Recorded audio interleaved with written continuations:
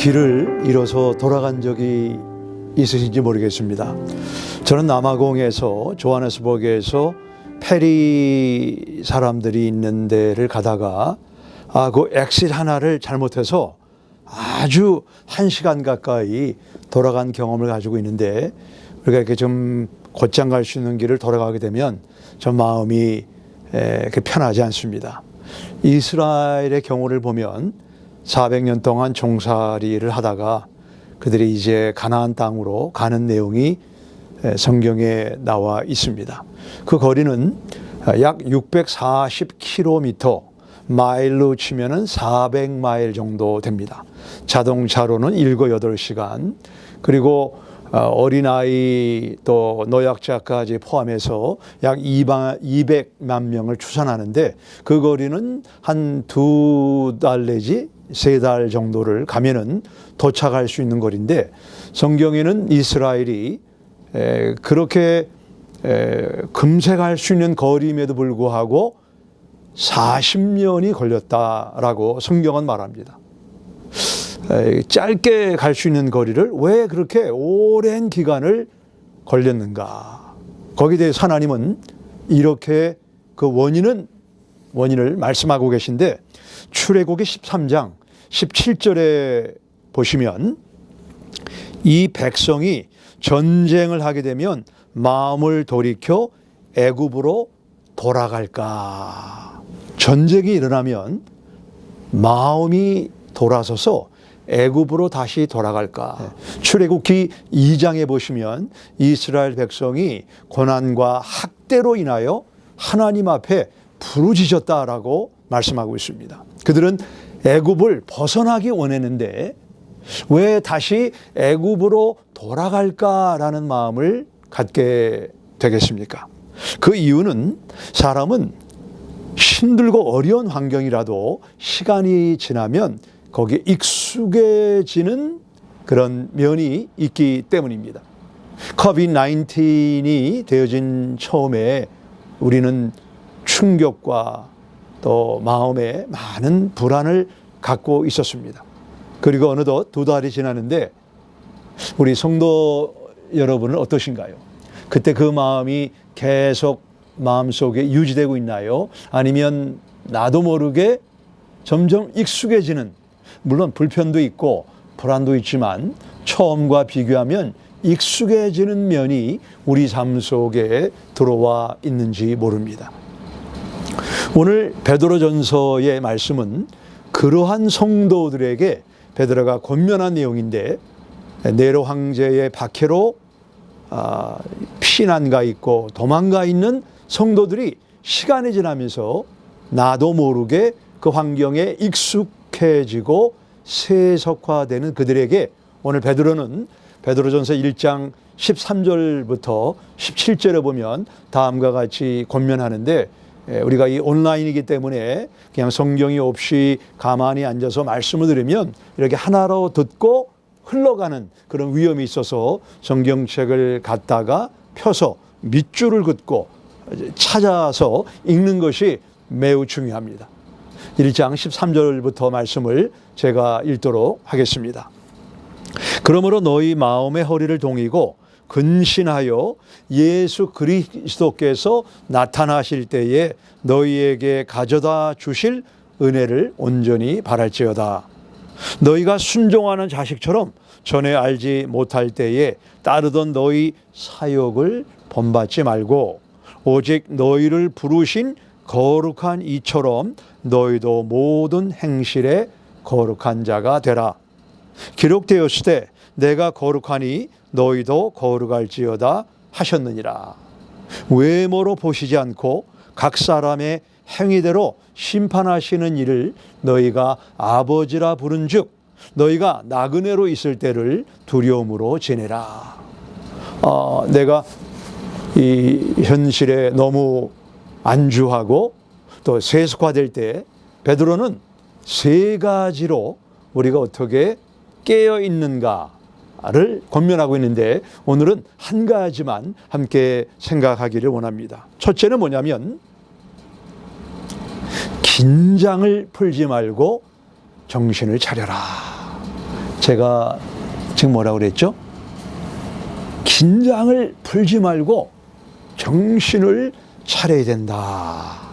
1장 13절에 보면 그러므로 너희 마음의 허리를 동이고 근신하여 예수 그리스도께서 나타나실 때에 너희에게 가져다 주실 은혜를 온전히 바랄지어다. 여기 보시면 허리를 동이라. 만일 우리가 편지를 받는 중동 사람의 귀로 이 말씀을 듣는다면 그들은 이 말씀의 의미가 무엇인지를 금방 알았습니다. 왜냐하면 허리를 동이는 것과 그들의 옷차림과는 깊은 의미를, 연관성을 가지고 있기 때문입니다. 우리 잘 아시는 대로 우리가 한복을 입으면 좀 거치장스러워서 이렇게 발끝도 묶고 이렇게 이 허리도 묶지 않습니까? 마찬가지인데 중동 사람들의 옷도 이렇게 상당히 이렇게 너풀거리는, 헐렁거리는 옷이었습니다. 그래서 예수님께서 제자들의 발을 닦을 때 가장 처음에 하신 일이 어떤 일이었죠? 요한복음 13장에 보시면 저녁 잡수시던 자리에서 일어나 겉옷을 벗고 수건을 가져다가 허리에 두르시고, 베드로가 허리를 동이라라는 말과 수건을 허리에 두르셨다, 이 말은 비행기를 타거나 또는 자동차를 타고 시트벨트를 fasten하는 거, 시트벨트로 나를 단단히 묶고 안전하게 출발하고 이륙하는 그런 의미를 가지고 있습니다. 여기 본문에 예수님께서 나타나실 때에 마음의 허리를 동이라. 이 허리는 굉장히 사람 몸에서 중요한 역할을 합니다. 저도 허리가 아파서 꼼짝없이 누웠던 적이 있는데 성경은 마음에도 허리가 있다. 마음을 단단히 묶어라. 마음을 긴장시켜라. 마음의 고삐를 늦추지 말라라는 의미로 말씀을 하고 있습니다. 무엇을? 예수님이 나타나실 때에 너희에게 주실 은혜를 붙잡으라. 다시 말하면 예수님이 오신다고 하는 재림신앙의 고삐를 늦춰서는 안 된다라고 권면하고 있는 것입니다. 우리가 예수님이 오시는 재림신앙의 고삐를 늦추게 되면 나도 모르게 세속화가 됩니다. 우리가 세속화되면 이 세속을 가장 좋아하는 것이 마귀입니다. 세속화된 그리스도인은 마귀의 먹이, 사자의 먹이가 된다고 베드로전서 5장 8절, 지금 성경을 열어서 찾아보실까요? 보면 근신하라, 깨어라, 너희 대적 마귀가 우는 사자같이 두루다니며 삼킬 자를 찾는다. 그리스도인이 예수님이 오신다라고 하는 재림신앙의 고삐를 늦추고 세속화가 되면 마귀의 먹이가 된다. 여러분, 사자의 특징은 뭡니까? 급습을 하죠. 그래서 먹이의 목을 깨물고 순식간에 그 먹이를 잡아 먹는 것을 동물의 왕국에서 본질로 압니다. 허리를 동이라. 다른 번역에 보시면 삼가 조심하라 라 번역되어 있는데, 히브리서 3장 12절에 형제들아 너희는 삼가 혹 너희 중에 누가 믿지 아니하는 악한 마음을 품고 살아계신 하나님에게서 떨어질까 조심할 것이요. 히브리서 수신자는 고난을 당하면서 베드로 전서의 수신자와 비슷하게 예수님의 재림신앙에서 고삐를 늦추고 주님으로부터 떨어지고 멀어질 위험이 있었기 때문에 삼가 조심하라, 긴장을 늦추지 말라라고 히브리 기자도 베드로처럼 동일하게 권면하고 있는 것입니다. 여기 삼가 조심하라는 것은 additional attention, extra resolve, 다시 말하면 조금 더 나를 깨워라, 다시 한번 마음을 새롭게 하라 라고 하는 의미를 가지고 있습니다. 우리가 깨어있고 긴장하지 않으면 어떻게 될까요? 지금 세계는 물론 미국도 COVID-19으로 미국의 전체 주들이 긴장하고 있습니다. 콜로라도 경우에는 지금 2만 명의 확진자가 생겼고 987명의 사망자가 발생을 했습니다. 그래서 우리 정부에서는 꼭 마스크와 6피트의 사회적인 거리를 유지해달라고 행정명령을 내렸는데 지금 잠깐 사진을 보시면 이 사진을 한번 보시기 바랍니다. 사진을 자세히 보시면 마스크를 쓴 사람이 있나요? 6피트라고 하는 이 사회적 거리를 유지하고 있는 사람이 있나요? 방금 그 사진은 콜로라도 덴버에서 약 30분 떨어진 캐슬 락이라고 하는데 CNC Breakfast and Korean Kitchen, 한국 사람이 경영하는 식당이라고 추측되어지는데 어머니날 사람들이 모여서 마스크도 하지 않고 또 사회적 거리도 유지 않고 이렇게 붐비고 있는 사진이 소개되고 있습니다. 삼가 지키라 라고 하는 행정명령을 이유가 있었겠지만 그 행정명령을 지키지 않았습니다. 그 결과 이 식당은 어떻게 되었을까요? 그 사진 밑에 다음과 같은 기사가 나왔는데 그 식당의 license indefinitely suspended, 무한정 식당을 경영할 수 있는, 영업할 수 있는 라이센스가 정지되었다. 왜냐하면 defying statewide order, 행정명령을 지키지 않은 결과라고 우리 이야기하고 있습니다. 성경은 예수님이 오신다고 하고 벌써 100년, 아니 2000년이 지나서 예수님이 언제 오실까라고 하는 그런 예수님의 재림에 대한, 다시 오심에 대한 그런 경각심이 점점 우리 마음속에서 풀어지고 있는 현상은 없는가 모르겠습니다. 너희 마음에 허리를 동이라. 이 말씀은 긴장을 풀지 말고 예수님이 오늘 어쩌면 내일 오실지 모른다라고 하는 그런 마음의 경각심을 가지고 살라. 그래야 우리가 세속화되지 않는다라고 성경은 말씀합니다. 두 번째는 세속화되지 않기 위해서는 거룩한 삶을 살라. 세 번째는 나그네의 삶을 살라. 우리 두 번째와 세 번째는 다음 주 수요일 날 함께 자세하게 말씀을 나누도록 하겠습니다. 오는 토요일 내가 할 수 있는 것은 이 방송을 통해서 앞으로 뉴성교회가 어떻게 리런칭을 할 것인가에 대한 예배와 교육에 대한 자세한 내용이 나와 있습니다. 꼭 방송을 경청해 주시기 바라고, 한 가지 분명한 것은 뉴성교회는 모일 때마다 행정명령의 지침을 따라서 마스크를 하고 6피트의 사회적인 거리를 유지함으로 우리에게 주어진 기회를 잘 선용해서 하나님의 교회가 궁극적으로 대사명을 감당하는 뉴성 공동체가 되기를 원합니다. 남은 3일간도 승리하시고 토요일 날 내가 할 수 있는 것은 그 방송에서 여러분을 만나도록 하겠습니다.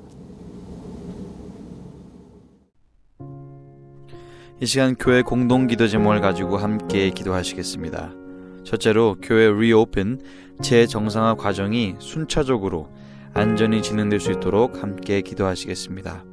이사야서 14장 24절 말씀을 보시면 만군의 여호와께서 맹세하여 이르시되 내가 생각한 것이 반드시 되며 내가 경영한 것을 반드시 이루리라 라고 하나님께서 약속하시고 계십니다. 이 시간 약속의 말씀을 붙들고 함께 기도하시겠습니다. 살아계신 하나님 아버지, 이 시간 교회 재정상화 과정을 위해 기도하기 원합니다.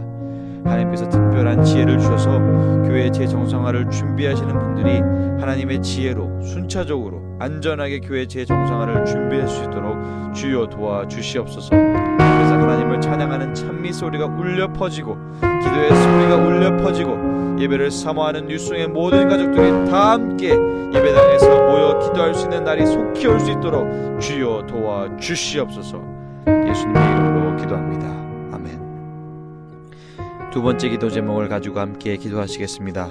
뉴스의 모든 가족이 영적으로 깨어있는 신앙, 기도, 복음학상, 재림의 신앙을 가질 수 있도록 함께 기도하시겠습니다. 요한계시록 22장 12절 말씀을 보시면 예수님께서 다음과 같이 약속해 주십니다. 보라, 내가 속히 오리니 내가 줄 상이 내게 있어 각 사람에게 그가 행한 대로 갚아주리라. 이 시간 예수님의 약속을 붙들고 함께 기도하시겠습니다.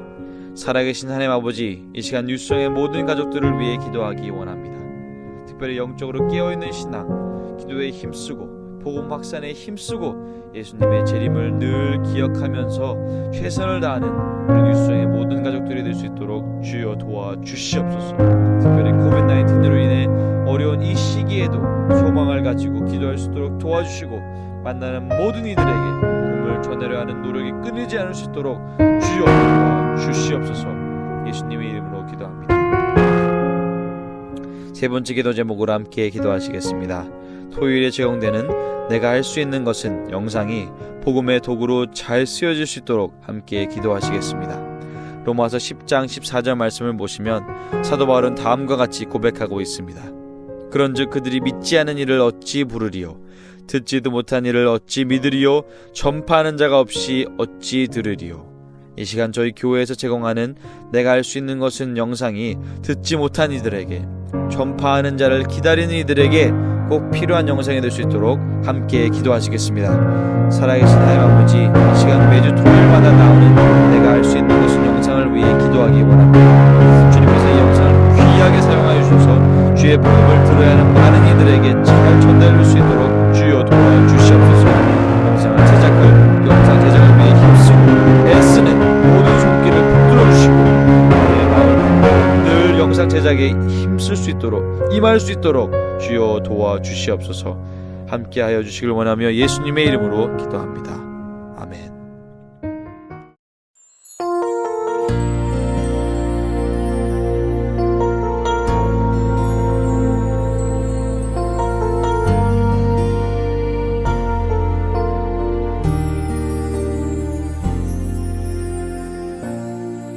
하늘의 문을 여소서,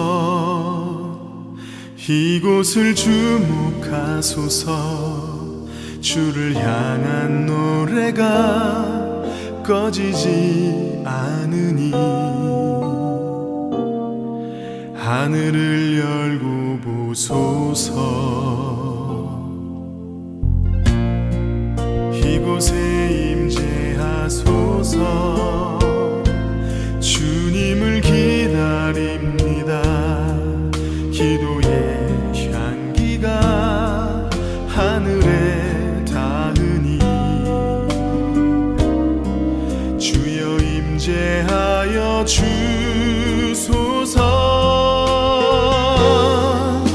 이곳에 오셔서 이곳에 앉으소서. 이곳에서 드리는 예배를 받으소서.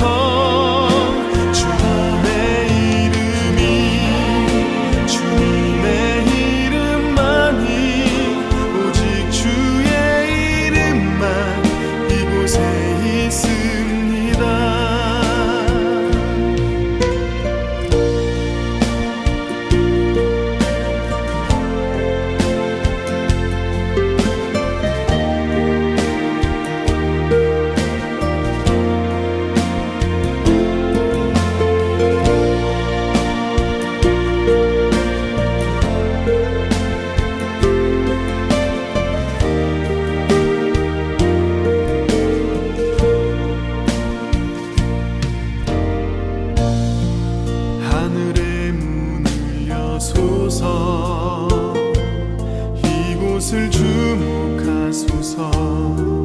주를 향